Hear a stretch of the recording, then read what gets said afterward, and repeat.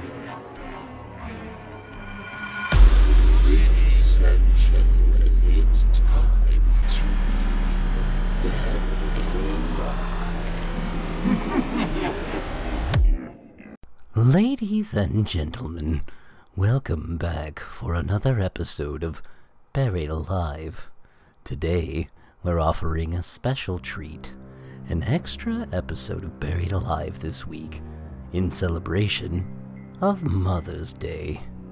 Today we'll be reading My Mother's Baking. My mother loved to bake. She would always make the best pies and cookies, and all kinds of delicious treats. They always had the right amount of chocolate, sugar, or nuts in them. They had a taste that everybody absolutely loved. Whenever someone asked her what she put in her baking to make it taste so great, she would always reply with a secretive smile on her face. "It's our secret ingredient." Then she would ruffle my hair or pat me on the back. I would always help her with baking. I remember when I first helped her. I was 4 or 5 years old. My mother was preparing all the ingredients and told me to wash my hands before touching anything. Then she said, "Hold out your right hand." Of course, at the time, I didn't know the difference between left and right, so I held out the wrong hand. "Other hand," my mother said, frowning. So I switched hands. Good.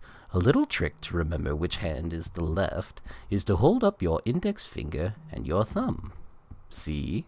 It makes the letter L. The word left starts with the letter L.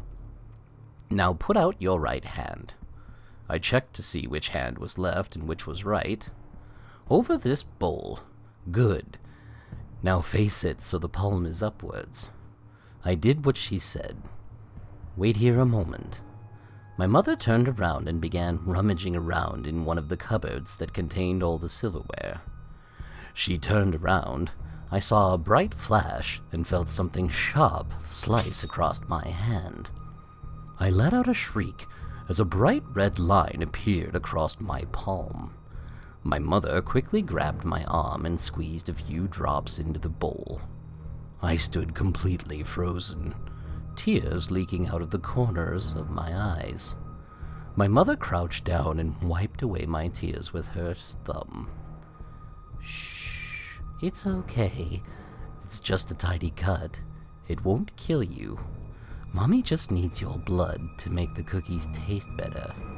I promise that it'll be better by tomorrow, okay, sweetheart?" I nodded. We continued to make cookies after that, and I have to admit, they tasted pretty damn good when we finished. After that, whenever I would bake with my mother, she would always ask me to hold out my right hand over a bowl, palm facing upwards, cut along the newly formed scar, and squeeze at least 3 drops of blood into it.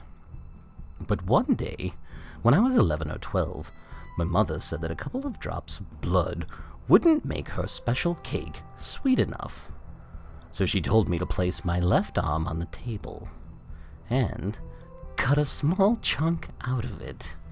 It hurt a lot, and I screamed and cried. When my father got home and saw the blood-stained bandage wrapped around my arm, my mother said that I had tripped and bashed it against the sharp corner on the sidewalk. Soon, even chunks of my skin wasn't enough for her, and she went so far as to cutting off the flesh that covered my ribs. That was when my father started getting suspicious. By the time I was 16, I barely had any muscle on my left arm. The scar on my right hand was so deep, I had to keep a bandage on it for the entire day so it wouldn't bleed everywhere.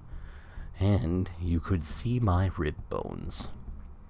She would always tend to the wounds, of course, dressing them and then bandaging them up.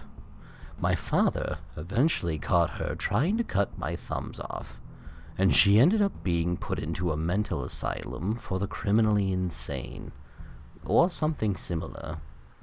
Eventually, time went by, and I met a nice girl. We got married and had 3 kids, 2 boys and a little girl. I enjoy baking lots, but my cakes don't seem to have the flavor I'm looking for. They almost need to be sweeter.